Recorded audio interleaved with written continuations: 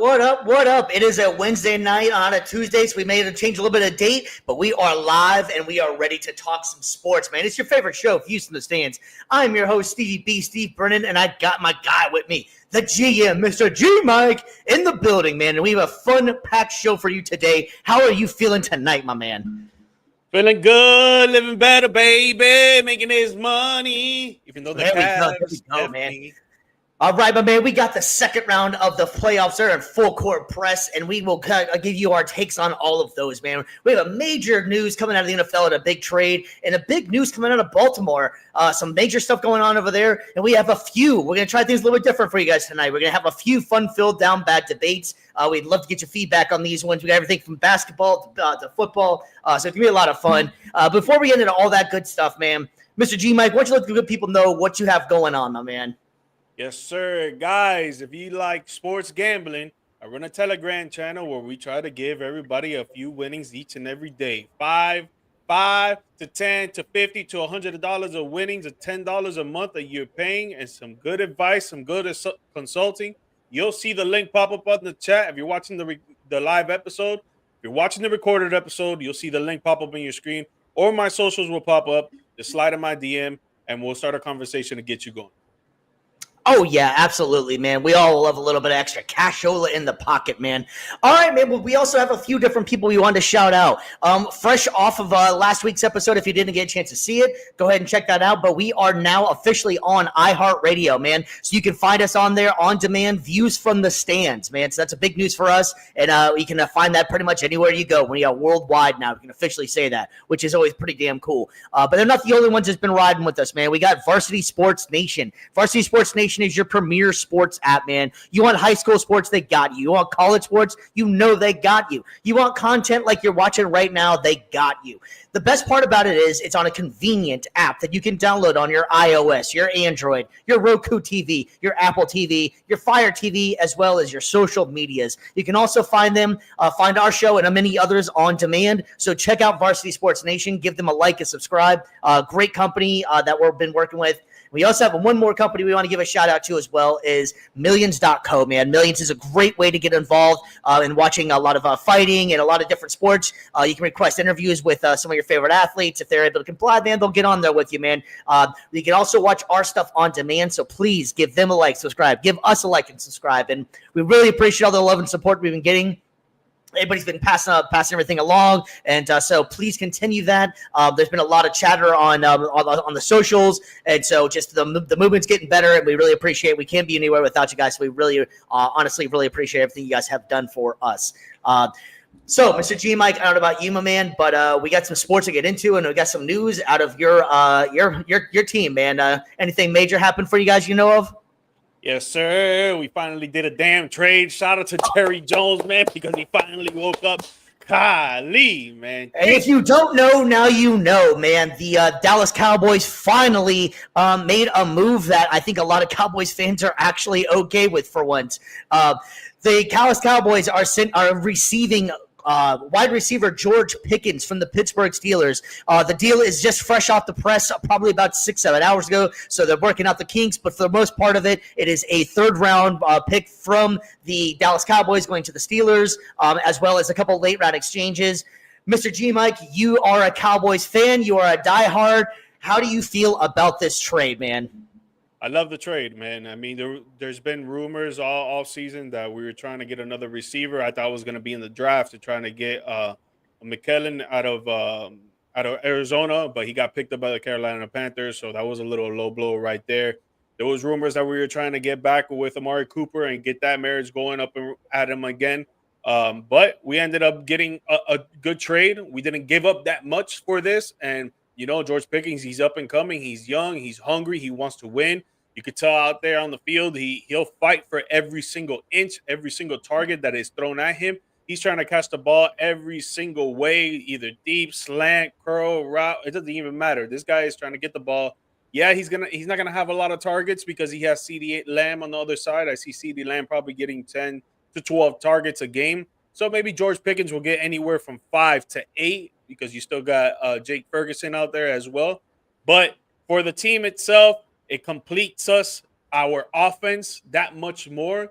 Now we just need a little bit more on the defensive side, more so on the secondary, in my opinion. But good trade here. We needed another wide receiver, and George Pickens is that guy.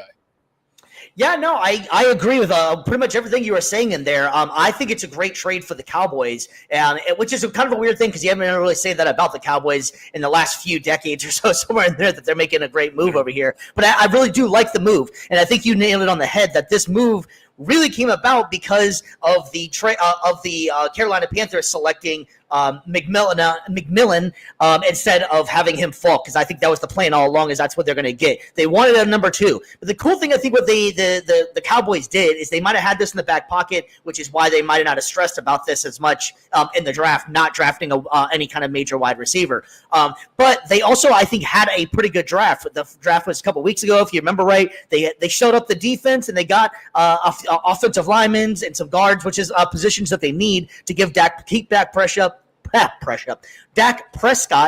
off his back. And let's face it, man, I think this is the best duo Dak Prescott's had since Amari Cooper and CeeDee Lamb. I think this is still going to be a great tandem. And there's still nothing saying that you can't get Amari Cooper at a discounted rate and have a great 1-2-3 punch. Cooper being obviously your third. Please. I think that's still possible. And you still got Tolbert coming into his own. I think that the Cowboys offense can be something really special. It's going to be interesting to see what their running back game is going to be. And that's kind of something that surprised me. We did talk about that a couple weeks ago. I would have thought they would have maybe tried to get something else in this running back class.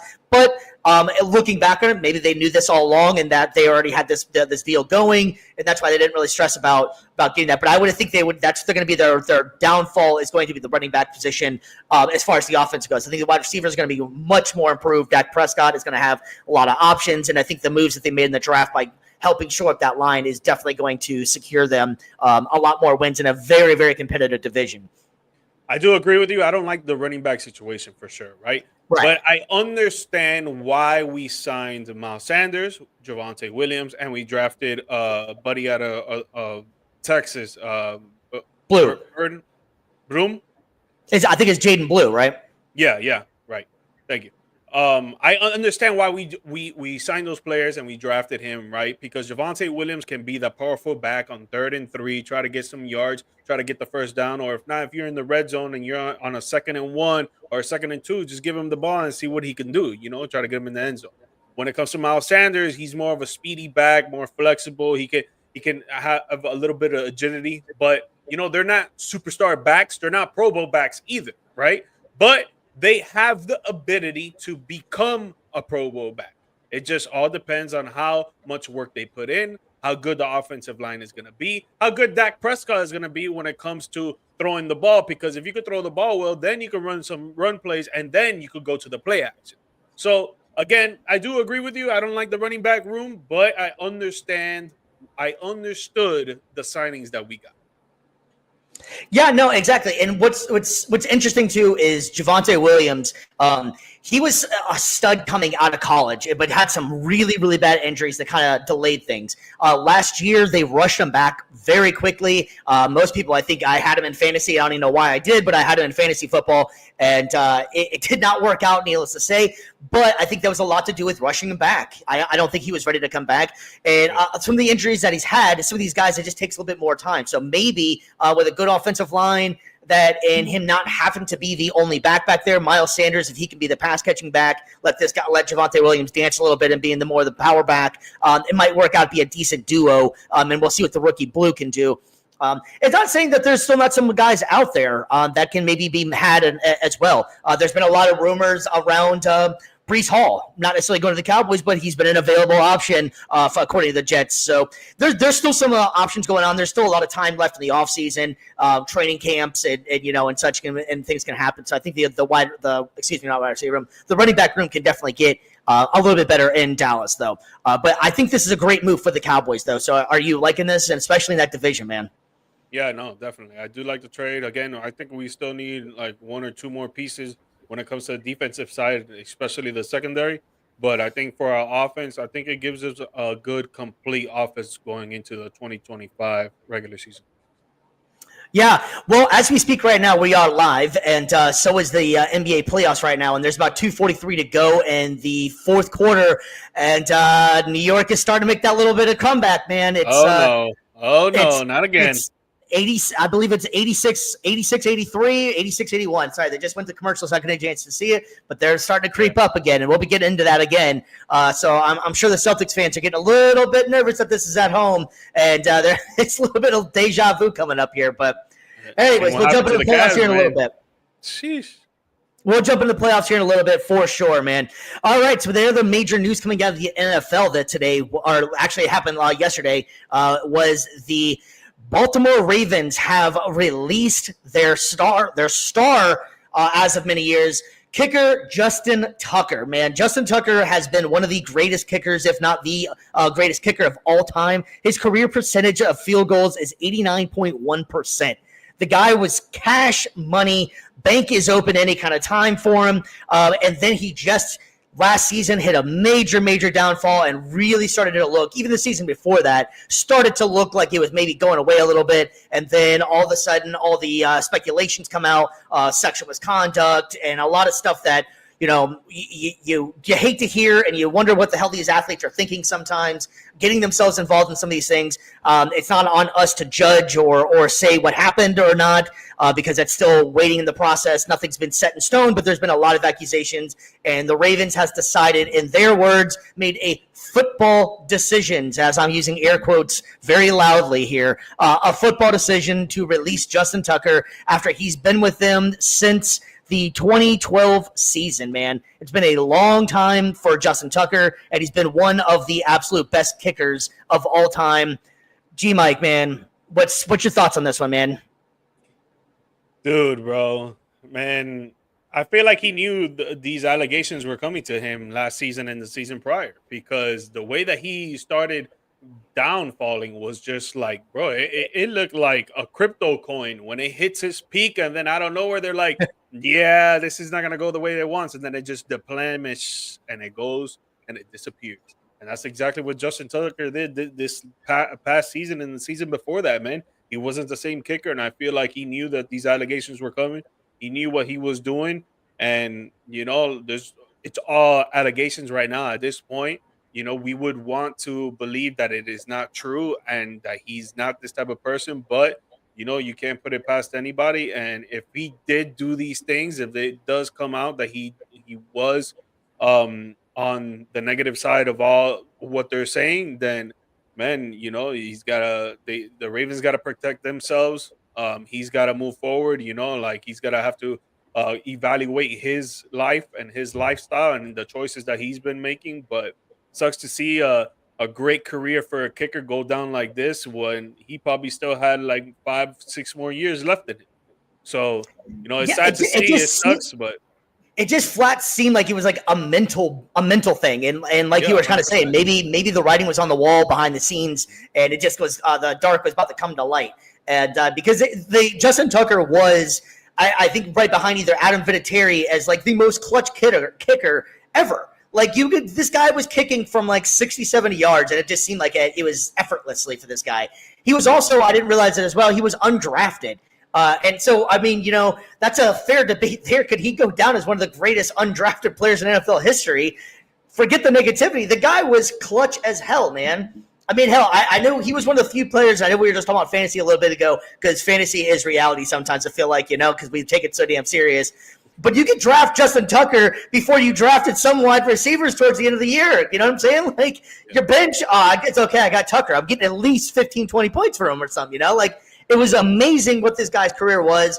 He had that whole stories about him being an opera singer in the shower. It just seemed like just a great, overall fun guy. And you know, just hate to see this fall from grace from a player that was so vital to the Ravens, man. He was a weapon. He was an offensive weapon for him, flat out. Yeah, man. It sucks to see his career go down like this, man. But, dude, you know, if it comes out to be true, we can't feel sorry for him. Feel sorry for him. Yeah. We'll hold the judgment until that actually does come around. But it just sucks that, you know, you have to deal with this sometimes, you know, and you just have to wonder who the hell these people have around him sometimes. that it's not in their ear and be like, hey, that is not a smart move, or don't do that, or what the hell are you doing, man? You know, like, yeah, you're one of the few elite athletes in the world that actually can say you can put on an NFL uniform and you go and do boneheaded things on the side, and for what, man? It's not worth it, man. One So percenters. Seriously, man, it makes no damn sense, man. All right, well, that's going to be kind of like the major news that we had going on during the week. We have obviously some Steph Curry news, but we'll get to that when we cover the playoffs. So we're going to switch up the order a little bit here for you. We're going to go ahead and jump into, we got 3 debates tonight we're going to jump into. The first one, since we've been talking the NFL, we're going to keep it NFL first. And we're going to go ahead and have this wild debate here. We've been kind of scouring the internet a little bit. That's why we started calling the Down Bad debates. We've been scouting the internet to see what everybody's talking about out there. And so this was an interesting post we found out there, and we want to give it to light and see what you guys thought about it as well. The quote was, true or false, Commanders quarterback Jaden Daniels has had the best rookie season in the history of any sport. Mr. G, Mike, that is a bold statement there, and how do you feel about that? That is a bold statement, man. Honestly, a very, very bold statement. But when you think back to the rookies that have done it, right? Not even just the NFL, the NBA, the MLB, all team sports in the nation, really. Because internationally, you know, there's not a lot of us that know what's going on internationally in soccer or cricket or tennis, whatever the case is. So we'll stick with the major sports here in the nation. But you think back to what Jordan did in his rookie year and what he was crunching up numbers and he was killing the league, but he didn't make it to the playoffs. Or if he did, I think he didn't make it out of the first round. I don't really remember right there, right? You look at LeBron. LeBron came out and he was already noted the king. You're already the chosen one. And he had great numbers, but Cleveland didn't make the playoffs the first year. And then you look at Cam Newton, great quarterback, you know, in the league where Jaden Daniels is. He did a lot for the Carolina Panthers. He had, I think it was 2 games were over 4,000 yards thrown, or no, I'm sorry, not 4,000 yards thrown. It was 400 yards thrown, and were like 4 TDs, but he didn't get the Carolina Panthers to the playoffs. So just going off of those and going to what Jaden Daniels did, taking his team to the NFC Championship as a rookie. That is a lot to say. So this statement right here, it's not. I don't really know if we can go true or false, because I think it's more subjective than anything. I don't think you could say, oh, that's true or false. But if someone would tell me, yo, he had the best rookie season in any sport, I think it's hard for me to disagree, man. So I would say I would agree there. Yeah, it's such a tough statement because you know, football is one sport, and then you got all kinds of different sports, you know, and that you can go in there. So it is a kind of a tough statement, but it is a fun debate. You know, a lot of people seem to kind of almost forget, and I had to even Google it myself. But Roethlisberger took the Steelers to the AFC Championship in his rookie season too, and then ended up winning the Super Bowl in his second season. Granted, you can't put the two. He didn't get the ring the first time, but even the same sport, you had a guy who did almost the same thing, and I feel like that kind of gets forgotten about unless you're absolutely diehard Steelers fan. You obviously remember the championship the next year, but I think a lot of people was getting confused that it might have been his rookie year. So you had to throw Big Ben's rookie season in there. Randy Moss had an amazing rookie season. You know, let's not forget Larry Bird, man. Larry Bird's rookie season was off the chain as well. So I think that what Jaden Daniels did is absolutely impressive. Am I going to say, I'm going to go with false as saying it's the best in any sport. And only reason I'm saying false is just because it's so subjective. You can't necessarily say that this was the best because exactly.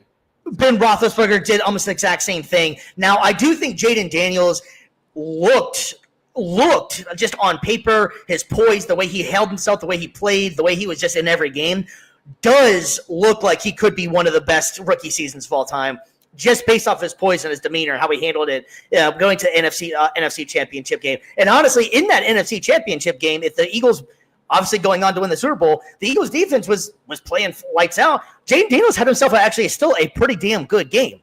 So it's not far off by saying he might have had the greatest NFL rookie season.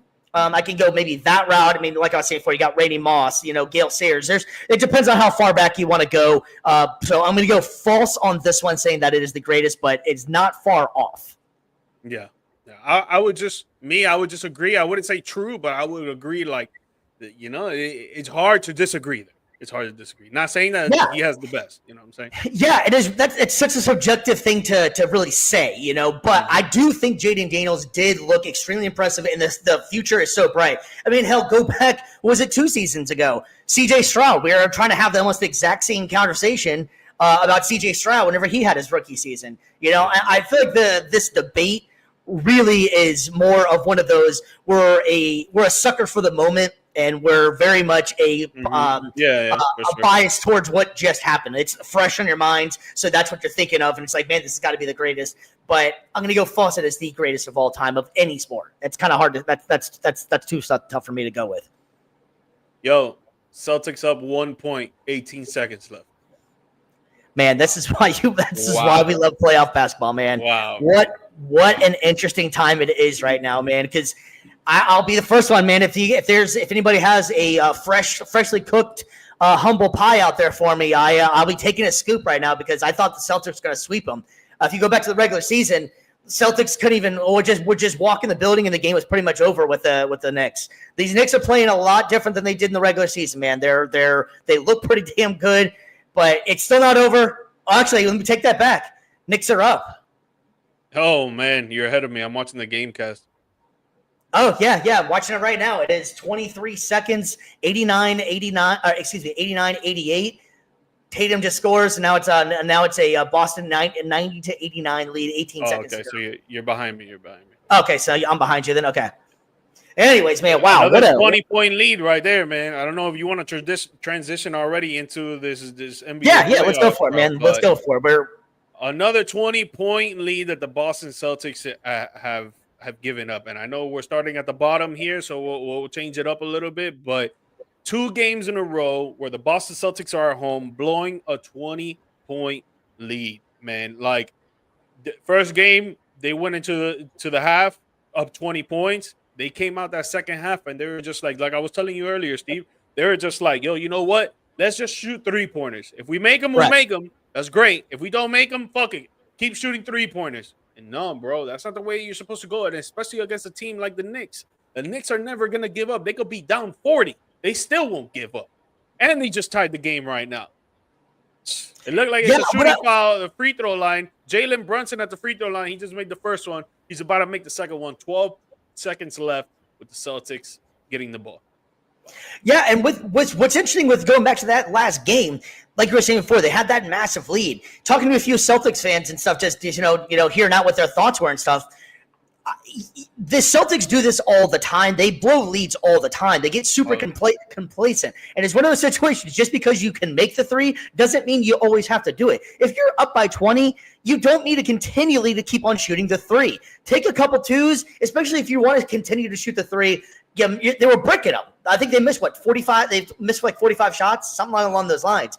If it's not working after maybe the 10th, how about we take a couple game easy over, shots next there? one. Oh my God. Knicks came back and won. Oh my God. Wow. Oh my God. Jason Tatum, a horrible game, bro. Horrible. You're hearing this live. Hearing this live right now. We are live, Jason and the Knicks Tatum, just came back and officially won. 5 for 20, 1 for 5 from the field. He had 14 rebounds, but he only had 13 points, man. Wow. Man. Knicks just like the next series that we're going to talk about in a bit, but the road team getting the 2 road wins and now going back home with the advantage. Wow, man, I still think Boston's in it. I'm a little bit nervous just the way they've been playing the last 2 games, especially blowing those leads. But if the Knicks have a 2-0 lead going back home to New York, where they're going to want that playoff basketball, that arena is going to be rocking. Oh, man, that is going to be some electric playoff basketball to watch right there, man. Brunson going to be playing in front of that crowd. Them MVP chants are going to get screaming. I can't imagine what that's going to be like, man. Dude, Celtics shot 10 for 40 from the 3-point line, 25%. Jesus. Yeah, man. so it's what's blown my mind is that if it's the what's that? The definition of insanity. If it doesn't work again, and you keep on doing it, and it doesn't work. If your shot is off, you have enough scores out there to still be able to manage to score points. Just keep it going, get the momentum going, get the flow going here, man. Like, you don't have to continually keep on shooting the 3. Like, Derek White 3 for 11 from 3. That's Why? man, that's Why? Like, I wish I would have watched the game, but dude, why? I don't get it. I don't get it. Jesus. yeah. Celtics fans, bro. I feel kind of bad for you, but it's always F Boston.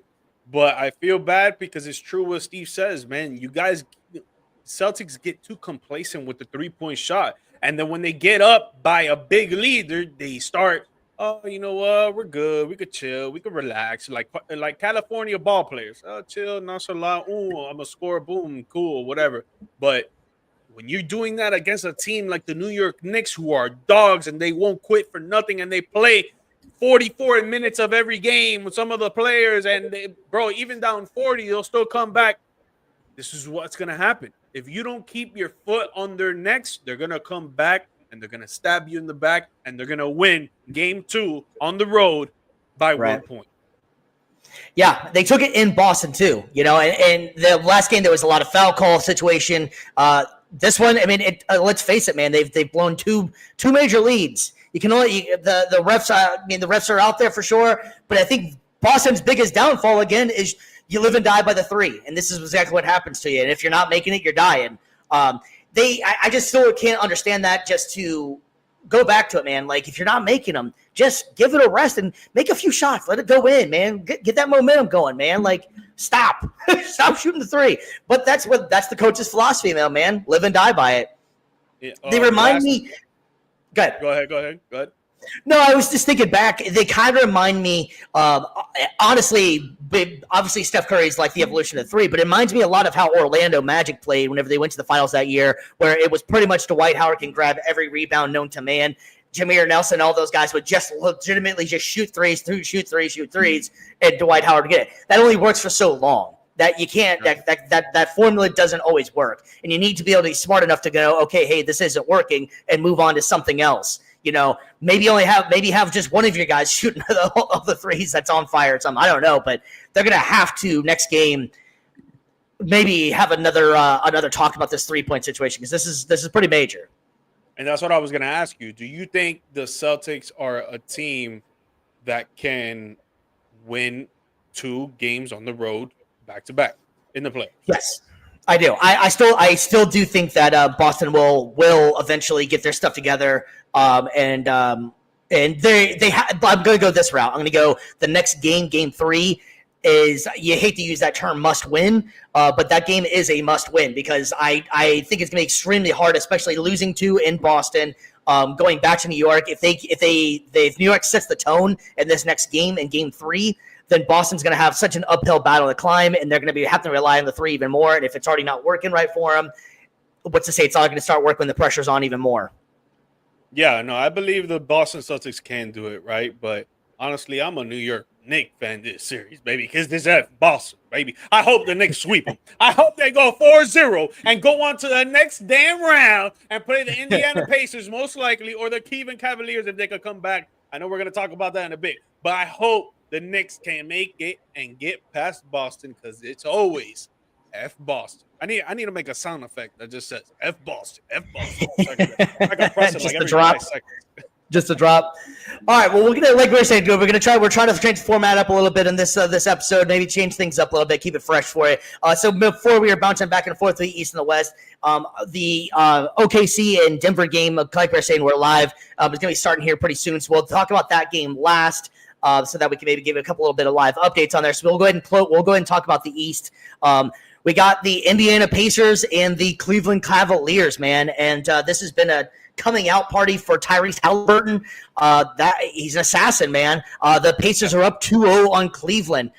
Is this a surprise to you, or did you see this coming? I do remember saying when the playoffs started that the Pacers could be my dark horse in the East to watch out for, and they can score with anybody, man. They're an interesting team, man. What's your thoughts on Indiana on this one? I'm not surprised that the Indiana Pacers are putting up fights and they're getting wins and stuff. But I am surprised that the Cleveland Cavaliers, just like the Boston Celtics, have blown a 2-game at-home lead. And now the Pacers are up 2-0 going back home. And, dude, first game, it was because The Pacers punched them in the mouth coming in the first quarter. The Cavaliers didn't know what to do. I don't know if it was just too much rest in between series because they swept the Miami Heat and they had more rest because the Indiana Pacers went to 5 games with the Milwaukee Bucks. So there was, again, more rest there. Pacers came out punching. They're a great team-oriented team. They pass the ball. They play defense together. They play good zone defense as well. Sometimes in the second half of games, they switch up to zone. And the Cavaliers look like they just weren't ready in that first game. They looked like they got punched and they never got back, right? Second game comes, the Cavaliers started doing the punching. They started doing the hitting, right? But then when it came to the second half, the Pacers woke up. They started playing team basketball, and the Cavaliers weren't playing bad, right? They were playing good. Donovan Mitchell, he had to show out because they had 3 role players that were out. Darius Garland, Evan Mobley, and Hunter. DeAndre Hunter, yes. So they come out, and, they're still fighting in that second half. But your star player puts up 48 points, 9 assists, 4 steals. I don't know what else you want from him, right? So you think Mitchell's a bad dude, man. Yeah. So you think someone else got to step up, and Jared Allen did. He got 22 points, 7 from 9, 8 for 8 free throws. He had 8 free throw attempts. Donovan Mitchell had 17 for 21 free throw attempts, right? Max Strus stepped up, 23 points, 8 for 18, 5 for 12 from the 3. But the one person, and I'm not the type of guy that would put the blame on just one person because we talked about this. It's team basketball. Yep. But in this game, I blame Ty Jerome. 1 for 14 from the field. 0 from 9 from 3. Yeah. Only 2 points. If he literally makes one more bucket, they win this game. Yeah, hands down, man. Hands down for sure. It stinks too because it's almost kind of sounds like what happened with the Cavs last season too. They get to they had a hell of a season. They get to the playoffs, and then they just start losing bodies and falling apart. I'm hoping that just for as a fan, that the Garland's able to come back, Mobley's able to come back. Just so we can make these games competitive. Now saying this series hasn't been competitive, so it's been very exciting to begin with. But I'm just saying, just so that there is no what ifs. I like whenever that's what makes the NBA or just any kind of playoff series that go to series. You kind of eliminate the what if factors in there by having the multi games. It just sucks whenever you get to this point, second round of the playoffs, and the stars are supposed to start shining. These guys are going to start making names themselves, and you start running into injuries. Donovan Mitchell and Tyrese Haliburton, I think, are really solidifying themselves as top players in the league. They just look great, man. I'm really impressed with Mitchell's playing, even though in losing efforts, given it everything he's got out there, especially game 2, hell of an effort. But it's really tough to come by whenever you got a few guys down. Just one more thing on the Celtics, just saw a random fact come up. The Celtics in 2 games have missed 75 threes. In 2 games have missed 75 threes. That is not going to win you games, man. That sucks, bro. That is not going to win you some games, man. Nope. All right, so you got anything else you want to talk about with this Pacers game, man? It's this one. Let's go a little bit of predictions in this one, man. Is Indiana going to call this thing a sweep, or Cleveland got one in them? What do you think, man? No, I don't think it's going to be a sweep. And I think just like the Celtics, I think the Cavaliers can be a team that will tie up this series on the road as well, but the Pacers are a very good team at home, man. So it's going to be tough, bro. It's going to be tough. But if Cleveland could get one, obviously they still have hope. But if they get 2, I feel like the series can turn around quickly. Yeah, I don't know, man. I think it just comes down to bodies. I think that if Donovan Mitchell can't do it all on his own, and if I think these series are very similar, and besides the fact that it's 2-0 in both series, I think it's just the momentum that's going into these games. They're going back home. And Indiana is hungry. Indiana's been waiting on this for a little while. I don't think Indiana's had a team this good since the Paul George era. They just look really good, man. They're well coached. I like their balance of the team. They look pretty damn good, man. So I'm really nervous for Cleveland, and it sucks because it's going to be a diminished season. I think if they get swept, that's going to be the talk, and not necessarily the great season that they did have. Coach of the year and Kenny Atkins as well. So Cleveland has definitely had one hell of a year, but I think that the main thing is going to be that they got to figure something out. Once again, it's almost like the talk it was last year that whenever they're together, it works, but they got to figure something else out because this isn't working if they get swept in this one. This will be almost back-to-back years that they've made almost the exact same point and just can't continue on. Yep. All right, yeah, man, that's a bad look up there, man. So if you're not watching, right, if you're watching, then Joe Mazzulla is up at the press conference right now, and he just looks like a guy that's just seen better days right now, man. I feel bad for him because he got the answer for missing 75 threes. 2 games in a row that you blow 20-point leads at home in the playoffs. Yeah, his demeanor right now, he just looks like he's just a shell-shocked guy of like, man, this works every game in the regular season. What the hell's going on now, man? That's got to suck about being a head coach up there, and you got to get questioned about everything that you're doing and what could they do better, make the shots. Obviously, that's the answer, but you can't say that. It's part of the game, baby. It's part of the game. It's part of the industry. It's part of the job. All right, well, we're going to go ahead and wrap up the East, and we're going to head out to the West, man. And the Golden State Warriors are up 1-0 on the Minnesota Timberwolves, man. And some big news coming out of this series. Now, we have, unfortunately, the great one, man. Steph Curry is going to be out at least a week, is what the reports are coming out, after having a sprained hamstring. G-Mike, we I feel like we're a broken record sometimes. We're talking about this one about if it's either Steph or nothing, man. Can Jimmy maintain what the team did? Buddy Hield stepped up. The rest of the team just they played really well. The Batman and Robin role. Alfred took over. I don't know if you heard that or not, but it's Batman, Robin, and Alfred, and Alfred is now coming in as Robin now. So can Jimmy Butler, Buddy Hield, and those boys continue on, or was this just Minnesota's what happened in this game? Minnesota shot the ball poorly in this game. That's what it was. I mean, give the credit to the Golden State Warriors. They had their role players step up. Draymond Green, 18 points. You haven't seen him score more than 10 points in what, like the middle of the season? He went 6 for 13, 4 for 10 from 3, learning from one of the Spash Bros right there. 8 rebounds, 6 assists, 2 steals. Jimmy's doing what he does, 7 for 20, 2 for 8 from 3, 4 for 6 on the free throw line. I feel like he needs to go to the free throw line more, but he had 11 rebounds, 8 assists, 20 points, so he was really controlling everything out there on the floor. Steph Curry only played 13 minutes. He had 13 points. He was on fire, man. He was a point each minute. That's what I was going to say, a point a minute. Imagine if he stayed. But the role players did their thing. Buddy Hield, 24 points, 7 for 19, 5 for 8 from threes. Dude, he was doing what he needed to do. All you need to do is shoot the damn ball, like Jimmy said. Stop putting the ball on the ground and start dribbling, bro. Just shoot the ball. They did what they needed to do, but the Minnesota Timberwolves, bro, they shot 17% from the 3, 5 for 29.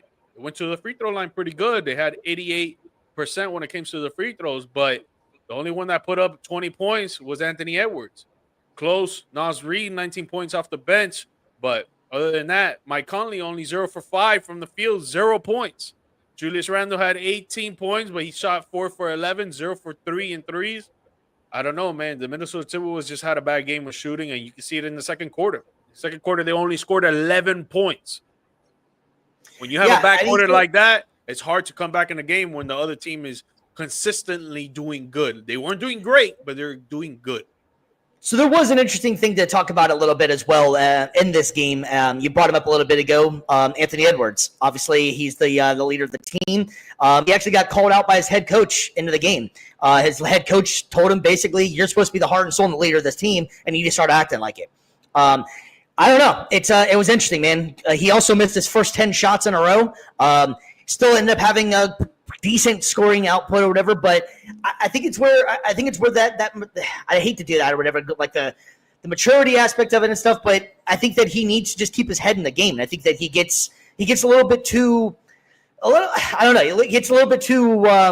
inconsistent for me sometimes, where if he's on and he's in the zone, he's one of the best players in the league, hands down. But I feel like he gets out of the zone too quickly, too easily, and gets almost distracted in a way, and he ends up he's had a couple of these games where it's like, dude, what are you doing? How are you this good? And then just playing like just not that good or like that. I think some of these guys that they end up making bad plays as well. So like if you're off in the shot, start making other plays, man. Start maybe facilitating the ball a little bit more. Maybe someone else will get the ball rolling for you, and then you can all of a sudden start scoring a little bit more. Makes it easier for you because now you're not necessarily the focal point. But missing 10 straight shots, that's not good. That's not going to do it for your team, man.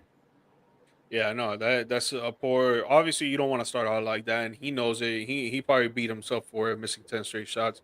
But I mean, shoot, bro, and he is the best shooting 3-pointer person in the league this season. He broke the record for it this season, or he just led the league in the most 3-point I think shots it's made. led league, yeah. Yeah, I think he just led the lead. But yeah, you start off with you missed 10 missed shots, and you go 9 for 22 in the whole game. That's imagine those 10. You make 5 of those, you're in it. It was only 99.88. You're in it, you know. But shoot, man. I found it interesting that Golden State, even without Steph going out early, was still able to be pretty dominant in this game. I mean, they had 10 and 12-point leads pretty much the entire game. So I thought that was pretty interesting. And this goes back to that trade for Jimmy Butler, man. I think that Jimmy Butler trade is really going to make dividends for the Golden State Warriors because Jimmy's obviously, you've heard the term always say a bunch, playoff Jimmy. I feel like that really is a thing, man. Jimmy plays differently when it comes to the playoffs and the intensity. And I really thought the Draymond and Jimmy was not going to work. I thought they were too much the same guy, too much of an alpha.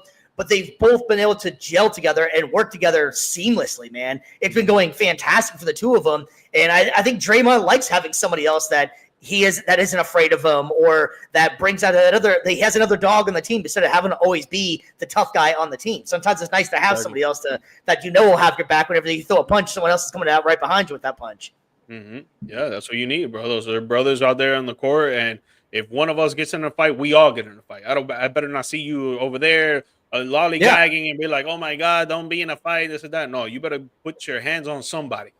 Like, and you know damn well, Jimmy. If Draymond's getting in that, Jimmy's in there, and vice versa, man. If Draymond's in, Jimmy's in there, man. So I think that trade's going to go dividends for them. So who takes game 2? I would say Minnesota takes game 2. I don't think, at home, I don't think Anthony Edwards is going to have that bad of a shooting night. I wouldn't be surprised if he goes for 40 next game. Dante DiVincenzo, he only went 3 for 11, 1 for 7 and 3, 7 points. I think he's going to have a better game. He'll probably score 10 or more points. Jaden McDaniels, he's been inconsistent, but then consistent. He was good against the Lakers because they had nobody in the paint to cover it, and he was driving into the paint. But now they got Draymond to go up against, and even Q-Post, whatever his name is. And they have the interior defense on lock with the Golden State Warriors, so it's hard for McDaniel. So he's going to have to be putting up more shots, shooting more threes. He only went 0 for 3 and 3, so maybe he'll pick it up. But with him, it's just inconsistency. But, dude, you got to get more out of Rudy Gobert. You got to get more out of Mike Conley. Mike Conley can't be going scoreless in a playoff game. Mike Conley's my guy, man. I love me some Mike Conley, man. I like Mike Conley too, but you can't be going scoreless in a playoff game, man. Come on, bro. Especially if you're a starter. Like, I don't know. I think Minnesota takes game 2. I think they won't shoot the ball poorly as poorly as game 1.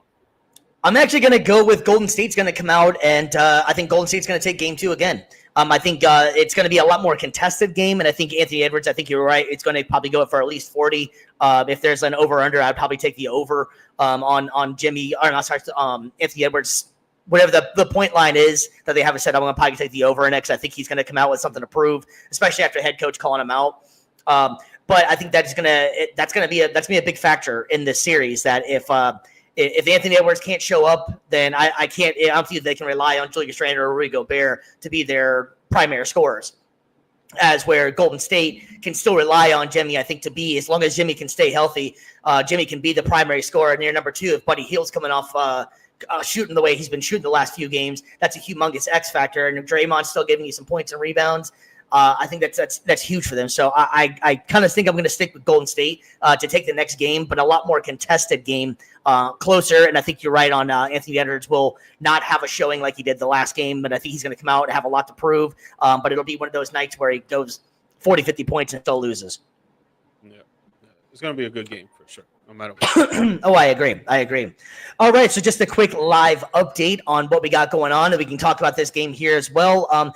The out in the West, as of right now, it's about midway through the first quarter, and it is a score of about 15-7 in favor of Oklahoma City at home. OKC, I just heard an interesting stat as well, has not lost back-to-back games since 2023. That's pretty damn impressive, honestly, man. Oklahoma City looks pretty damn good. They look like a lot different team than they were the last game. G-Mike, obviously you see the series right now, 1-0 in favor of Denver. Was this what everybody's been worried about, that Oklahoma City is too young and can't handle this, or what the hell's going on here, man? Or has Denver just got that championship pedigree and ready to go? They have the championship pedigree for sure, right? But with this, I think the coach blew that first game, in my opinion. I think it's going to be a hard-fought game. There's not going to be no easy way to go around a reigning a champ a few years back with the Denver Nuggets, and you have arguably the three-time MVP in Nikola Jokic, and he has a good surrounding cast. Whenever they are on fire, they're a great surrounding cast, right? But OKC was playing great defense. They were playing great offense. It just came down to the last minute of the game. And if you didn't watch the game, the head coach of the Oklahoma City Thunder, who's in the interim coach, because their coach no, I'm sorry, not the interim coach. I'm sorry, I was thinking that's Grizzlies. Yeah, I was thinking about the Nuggets. He's a young coach though. He's not very experienced. Now the Nuggets coach did get fired. The Nuggets coach did get fired. Malone got fired. Mm-hmm. I was mixing him up. The Thunder's coach, he's not very experienced. He's only been a head coach for a few years now, 2-3 years now. But when it came down to that last minute, they did 3 intentional fouls because the game was close and they didn't want Denver Nuggets to get the last shot off, right? The OKC was up by like 3 points. They fouled. Nuggets made it a 1-point game. Thunder went down the court. They called a timeout. They scored. They went up 3 again. It was like 20 seconds left. Nuggets got the ball. Thunder intentionally fouled again. They go to the line. 2 more shots are made. They're up by 1 more point. They take a timeout, go down the field, go down the court. They score. Then the Nuggets use their last timeout, right? It's like 12 seconds left. And this is where I didn't agree with what happened. 12 seconds left. They use their last timeout. They inbound the ball, and the Thunder intentionally foul again. If the opposing team already has 12 seconds left on the clock and they've already used their last timeouts and they're down by 3 points, why would you intentionally foul? I don't understand. Why would you do that? Let them inbound the ball. 12 seconds left. They literally have to go down the court. They have to go down the court. That's like 4 seconds. They have to get a good shot off. It's going to take them another 3 seconds to try to get a good shot off. And even then, you have to trust that your defense, which has been the top 5 defense in the league for the last 2 years, this past year has been top 2 for most of the year.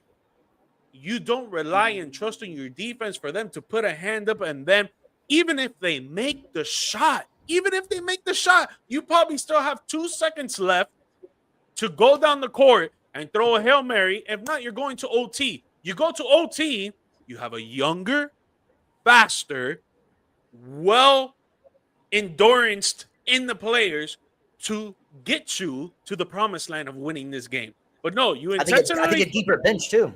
Yes. You intentionally foul, right? They go down the court.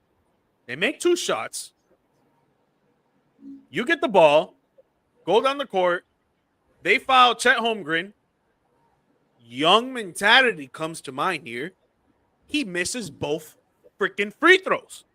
He misses both free throws. They get the rebound. Russell Westbrook going down the court sees Aaron Gordon wide open because Russell Westbrook is a great playmaker. Aaron Gordon gets the ball. He's a damn champion. He's hit another buzzer beater in the playoffs already, and he hits this one. He goes up by 1 point. You guys don't have another timeout, and you have 1 second left to get a shot off. In the story. I do not understand why you intentionally fouled after they wasted their timeouts. When they had their timeouts, I understand it. You want them to waste the timeouts. You don't want them to have the time saved. You know what I'm saying? Like, you want the time to run out. But once they wasted them, bro, you got to let it play. You got to trust in your defense. I think that sometimes we're like, to me, that sounds almost like one of those analytic moves that, on paper, it probably makes more sense for them to be able to limit the amount of shots, stuff like that. So you foul them and you can only make 2-point shots at this point in time and stuff. But I agree with you, man. Sometimes you have to just let the guys go out there and play and do what they're supposed to be doing. And Oklahoma City has been one of the best, like you were saying, defensive teams in the league, if not the last couple seasons. You got an MVP caliber player who does have good defense. You got a bunch of just role players that are really good, and you hate to see it go down like that for Oklahoma City. That's how they're gonna do it, is trying this analytic stuff to me, and try and limit what they're going to be able to do. And once again, it just comes back to bite them in the ass for that. Especially Aaron Gordon's been on fire too, man. He's been playing lights out, man. How about that alley-oop he caught off of Jokic? Whether or not was that an alley-oop or was that just a miss, or what do you think that was? You know what I'm talking about? The hook shot that Jokic basically throws. I think that was a miss. I think it was intentional. I think he was actually trying to throw that one, but man, AG's been playing out of his mind lately, man. And ever since he's actually got into Denver, man, I think that Aaron Gordon has played like a completely different guy. His just defense paralysis. He's just looked a lot more comfortable than he's ever looked. And it helps also whenever you're the third, maybe fourth guy on a team and you can still have all that athleticism. It helps out a lot instead of trying to be the number one guy whenever you're just not built to be a number one guy. But I'm really happy for Aaron Gordon to be able to make that shot, to be able to live down in history like that. That's one of those moments that we're going to be, telling people about 5 years now. Remember that AG 3-pointer that he made for them to go up to win? So it's going to be definitely interesting. As of right now, it looks like the Oklahoma City are coming out guns blazing right now. It's 20-9 as a live update in this series right now, and it just looks like one of those games where Oklahoma City just has it clicking and they're on fire on all cylinders. We said the same thing about Boston twice, and things happen. Makes the playoffs a lot of fun, man. I think just looking at this game here, you can't, when we're watching this live, I'm going to go. I think that Oklahoma City will be able to probably take this game and tie up the series. Just going off the vibe that I'm seeing out there right now, Oklahoma City looks like they're just ready to come out and play tonight and prove a point. You got any thoughts to close out this one? Just that OKC's not Boston. OKC will keep their foot on their necks and keep the gas to the pedal. They will not let off the gas. So I can see, yes, they're very built differently. They do not want to let anybody get back into games at all because they can see what it could happen, how it could happen. And I think that if they keep going at it, not saying that they will kill Denver because Denver, like we said, they're a championship caliber team. They know how to win. They know how to pick and pick spots and know what to do on the court. Sometimes OKC doesn't have that because they're inexperienced, but OKC's not going to let the foot off the gas. Now, will they mess up? Maybe create some turnovers in the second half and stuff like that? Yeah, because the Denver Nuggets are that type of team that they're very strategic and they're smart. But I would say OKC probably win this game by maybe 10 or 12. Yeah, that's just the vibe I'm looking at it too. Obviously, we're still in the first quarter as we're going live here, but just going off the vibe and the body language out here, it just looks like Oklahoma City has something to prove this game, that they deserve to be the record that they have and where they are. And it's interesting too because this series is definitely one of those veterans versus young players, and the emerging players versus the players that's already been there, done that. So it's interesting to see, man. SGA is on the rise, and Jokic is still just never left anywhere, man. Jokic is still just an awesome player, so you can't count him out. I think this series is probably going to be a 6 or 7 game series, though. I just feel like that Denver's not going to give up. Yeah, no, for sure they won't. And it's funny how earlier you brought up how we love to live in the moment, whatever, when we were doing the Jaden Daniels topic. I saw a post today that someone put, is OKC the most overrated number 1 seed? I started laughing. I'm just like, bro, people just don't know how to appreciate anything. They don't know how to appreciate it. Right. Yeah, it was a last second 3-point shot, one of the coolest shots you'll ever see. But now Oklahoma City's overrated. Forget about the regular season, them dominating, them just sweeping a team. They're overrated. They're garbage. Like, come on, man. Now it's kind of funny though too because people are trying to jump.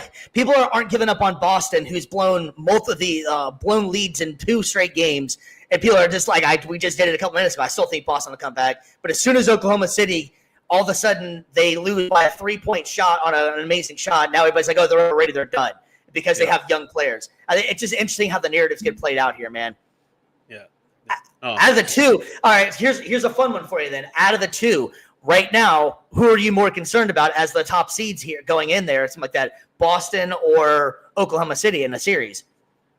Boston, because they're down 0-2. Oklahoma, they're still only down 0-1, right? But I would say Boston just because their style of play, it hasn't worked these first 2 games. Now, granted, it has worked. It has worked, but like you said, they get complacent.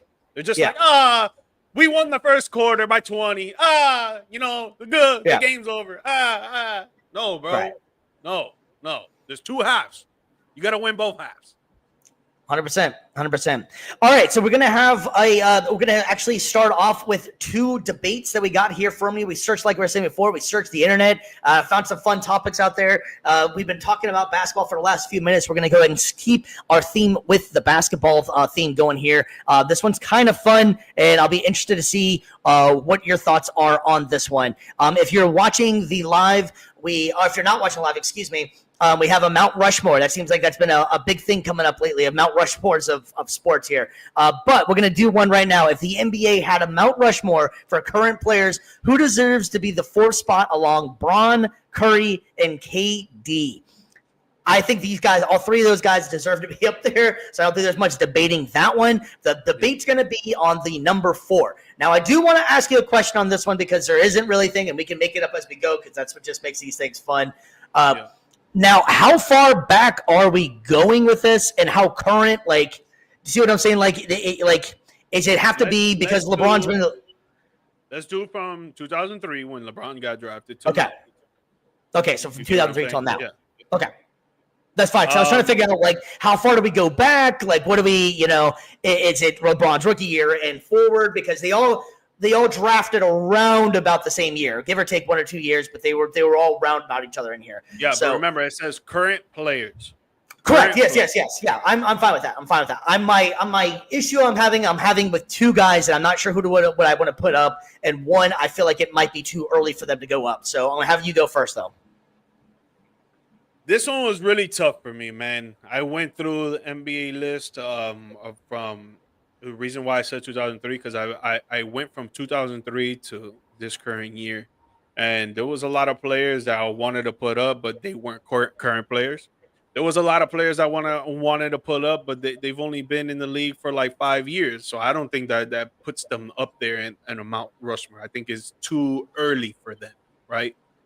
But I came down to the decision that I had to put Kawhi Leonard because he won 2 championships with 2 different teams. The second championship was his first year with that team and his only year with that team. So imagine the chemistry that needs to be made, the coaching adaptiveness that needs to be handled by the player because you're having a different coach.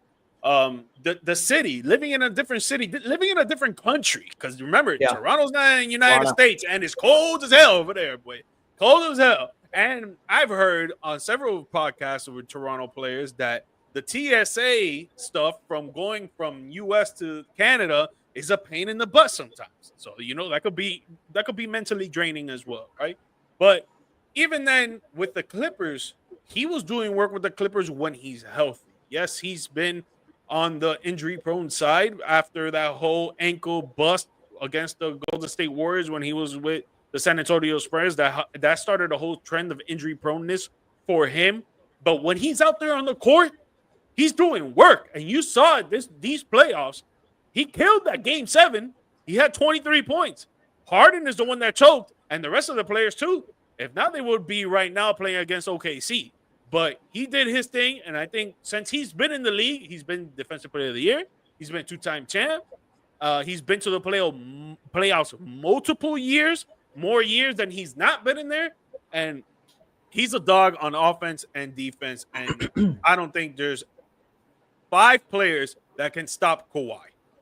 Like covering Kawhi, I don't think there's 5 players currently that can stop him.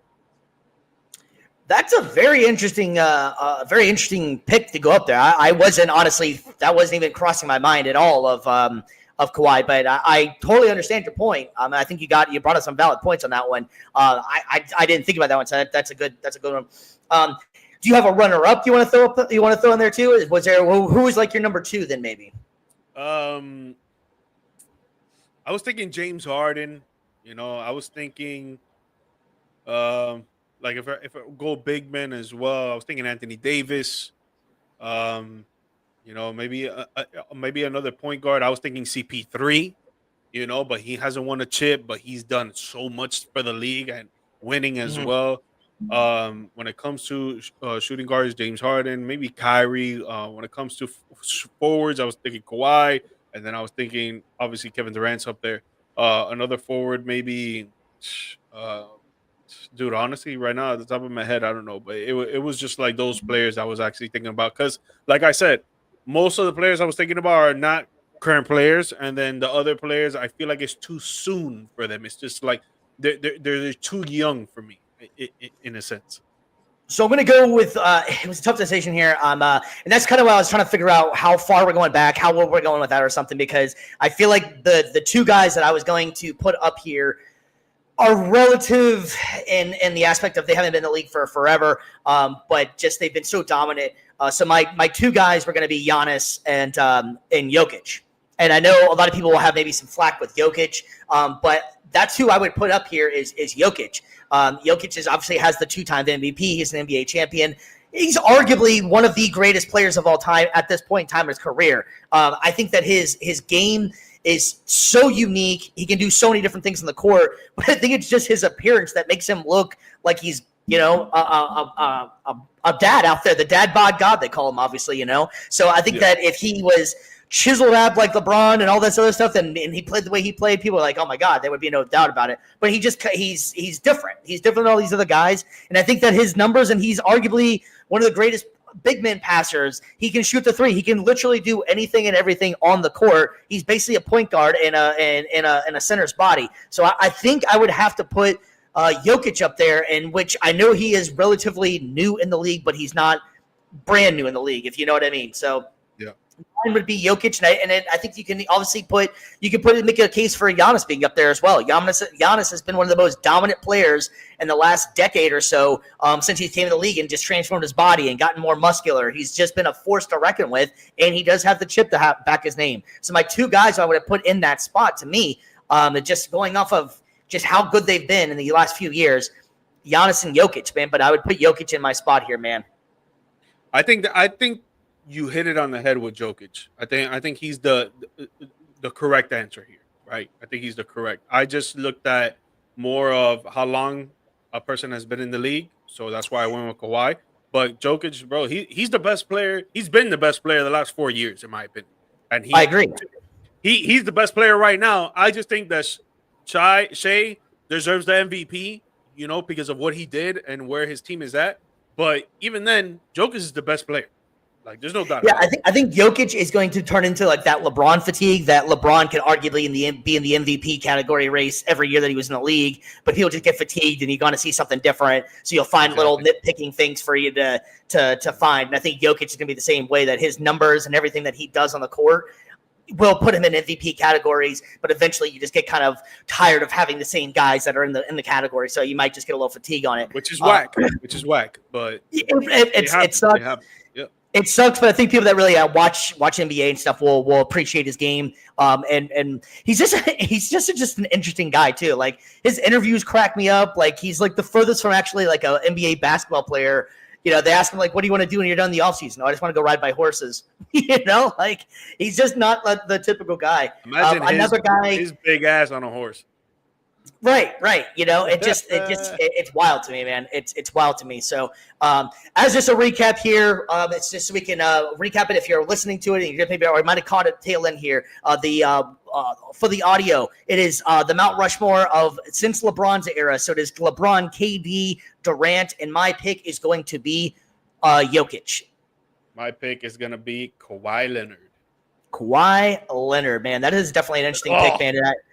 Yeah, I think that's an interesting pick, and I guarantee there were a lot of people that probably weren't thinking about it, but after you explained it a little bit more, maybe I actually got some considerations in there. So I think that was a pretty interesting pick, man. All right, so we got one more. I think Jokic is the correct answer. Sure. Yeah, I think so too. And I think that there's a few guys that you could absolutely throw in there. We could change this up sometime too, and go by decades or something as well. So plenty of things we can do with that and have more fun with it. But please, guys out there, like we've been telling you guys for a while, the show is all about fans and interactions and everything like that. And we will definitely get back to you if you're able to comment on the show or even after the show whenever we're, in post-production and everything like that. So we definitely look forward to hearing it. We have one more fun debate that we wanted to get into it because everybody loves football. And like we were saying before, we are going to be having a few more debates this episode. So this one's going to be kind of fun too. So this one, if you are listening at home, this one has a graphic up. It is which team has the best chance to go from worst to first and eat in their division this season. It is the Cleveland Browns, the Chicago Bears, Tennessee Titans, Las Vegas Raiders, New Orleans Saints, San Francisco 49ers, New York Giants, and the New England Patriots. I thought this one was a pretty fun debate. It gets people back into the football spirit. We just had the draft pass by. Football is going to be in a little bit of a lull in the next few weeks. We got training camp coming around the corner, so we always want to talk about football. So I thought this was a fun one to do. I want you, G Mike, to go ahead and go first. We are just picking out of this group, correct? Just who we think has the best chance, right? It's not per division, right? Yeah. Okay, that's what I thought. Just want to make sure. I know my pick. You ready for yours? Wait, out of this group, who would have the best season, or out of this group, who has the best chance in their division to go from worst to first? Yeah. So out of this group of teams here, whichever team has the best chance to actually go from being last place to first place in their division. None. Interesting. Okay. None to me, bro. I mean, just to break it down quick, the Browns. They have a crazy tough division. Cincinnati Bengals, Baltimore Ravens, Pittsburgh Steelers, even though their situation is funky. Chicago Bears, you got Green Bay Packers, Minnesota Vikings. That's going to be tough. Tennessee Titans, you got the Houston Texans, Jacksonville Jaguars, the Indianapolis Colts. I feel like they're all fighting there. And Tennessee, they just got their quarterback, so they need to build that chemistry. The Raiders, they got Patrick Mahomes in front of them. They got the Denver Broncos who's been coming up. The Saints. I mean, the Atlanta Falcons are there. They're still doing what it does, so it's kind of iffy there. I think I might go with the Saints here, right? But just to explain the other ones, the Niners, they got the Seattle Seahawks, the Arizona Cardinals, and then which I think the best is going to be the Los Angeles Rams. I think they're going to win that division, in my opinion. When it comes to the Giants, you got the Dallas Cowboys in there. You got the Commanders in there. You got the Eagles in there, man. And all those teams are great. The Giants just don't have what it takes when it comes to the quarterback room. And then the Patriots, they got the Buffalo Bills in front of them. And even the Miami Dolphins, they've been trying to win this division for a little while. While the Patriots they've been in rebuild mode, and they're still in rebuild mode. So I think they all don't have a chance. I mean, they have a chance, like a 1% chance for sure. But do I see any of these teams winning their division, like going first place? Negative. My answer would be it's either between the Saints and the Niners, and I'm going to pick the Niners because they have the better quarterback. The Saints, they don't know what they're doing at quarterback. I think they're going to call me tomorrow to try to go out there and see what's up. But, dude, they have nothing at quarterback, so I think I got to go the Niners here. Yeah, so I'm going to go with the Chicago Bears, actually. I've been pretty high on the Chicago Bears in this offseason. I like what they got. I think they have a very interesting team. Ben Johnson, I think, is going to come in. I think Caleb Williams has a competent coach finally as an offensive coach to help him along, and I think he's going to make a lot of strides. They started shoring up the line. They were able to get some wide receivers out there, man. They got Luther Burden in the draft. They got, obviously, DJ Moore. They picked up Colson Loveland. So they got a great offensive there. Now, if DeAndre Swift is capable, which he showed some flashes whenever he was in Philadelphia sometimes, of being able to do it. And I think that if that line can hold its own, the Chicago Bears defense is definitely always going to come to play. So I think that the Chicago Bears have a chance, I think, to actually pull this one off. Green Bay is still a great team. Obviously, Detroit is still the cream of the crop. And Minnesota, after last season, it's hard to pick against them. But I like what Chicago Bears did, and I think it's going to be a very competitive division. A lot of fun to watch. And I think the Bears went from, I think they were 29th or 28th in scoring last year, and I do not see that happening at all. I think Caleb Williams is going to have a major improvement, and it comes from the coaching staff. I think that they brought in the right guys, and it helps whenever you start addressing what the problem was, and that was mainly that they had he was on his back too much. And I think that's going to be one of the problems for the Patriots. The Patriots need to fix that line some more, and they don't have much offense. The Giants, I think, did have a very good draft, but they're just not ready to do it yet. We'll see what Jackson Dart can do, if he's going to come in midseason or if Russell Wilson's going to have a resurgence. The Niners are definitely a very interesting team, and the Niners, can never count them out. They're always projected to get about 10 wins almost pretty much every year. It really just comes down. Their offense is not going to be the same as it's been all year. They did re-sign Kittle. If CMC's able to have a healthy year, you're always going to get, what you're going to get from him. He's one of the best. I love Juwan Jennings. I think he's pretty good. And it's going to be cool to see what Ricky Pearsall can do. The Saints, I think they had the worst draft in the NFL. I think the Saints are going to stay exactly where they are in the bottom of that division. I think that they are going nowhere at this point. Their defense is really good, but their offense just looks abysmal. I think that they made the wrong move at quarterback. You can say what you want about Shadur, but they could have drafted, I think, Shadur and whatever round they could have. Even if they didn't want to pick him right in the first, they had a third round. They had opportunities to grab him, and they just overpassed on him and took a Tyler Shook, I believe his name is. The Raiders, I think, are going to be a fun team, though. I don't think that they're ready because that division is very difficult, a lot like the Packers. Or, excuse me, not the Packers, the Bears. I think that they've improved a lot. I love getting Ashton Genty. You got Brock Bowers, obviously coming to his own. Jacoby Myers is still there. He's still a really good player. I love bringing in Geno Smith. Chip Kelly's going to be there. It's a whole new regimen, man. You still got, what's his name, Max Crosby. You brought the new coach in to bring some new life in, and Pete Carroll. So I think the Raiders are going to be one of the more fun teams to watch. I just don't know if they're ready to do it yet. And you also got Brady up in the booth, in the owner's box and in the booth. So I think that's going to help them out a lot. Tennessee, I think you nailed it. They're just not. They just got Cam Ward. We'll see how that works out. They have a lot of work to do, and there's that division is going to be one of those divisions. I think that the winner is going to probably have a just over 500 record. I don't think that anybody's going to be really blowing the doors open in the AFC in that division. Unfortunately, that is my division. In Cleveland, it's just Cleveland. They're a mess no matter however you look at it. So I think out of here, I would say that the Niners and the Bears have the best chance at this happening. But I really like what the Bears did the offseason, man. So I'm pretty high on the Bears actually competing for that division, man. Just as a recap, man, who are you taking in this one? I gotta take the Niners. I think they'll probably, if anybody in this group will go from worst to first, I think it'll be the Niners. But just to put it out there, I don't think any of these teams are going to finish first in their division. And I'm going to take the Chicago Bears because I love everything they've done in the offseason and signing the players they've been able to sign, getting the new line, and getting that the new head coach in Ben Johnson. So I'd give me Chicago Bears as the best chance in this package of people to get from worst to first, from teams to get the worst to first. Yep. Man, I don't know about you, my man, but we'll give one more update. And as it stands right now, it's 45-23 in favor of Oklahoma City, about a quarter of the way through the second quarter.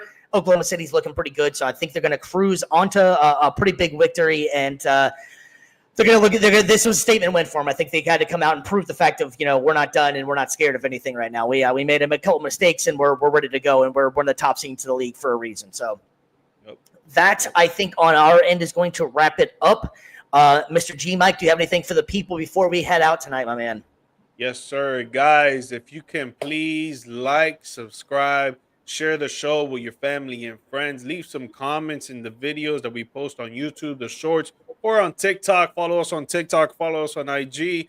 It will be greatly appreciated. We love the love and support that you guys give us. If you guys want to come on the show, just write in the comments.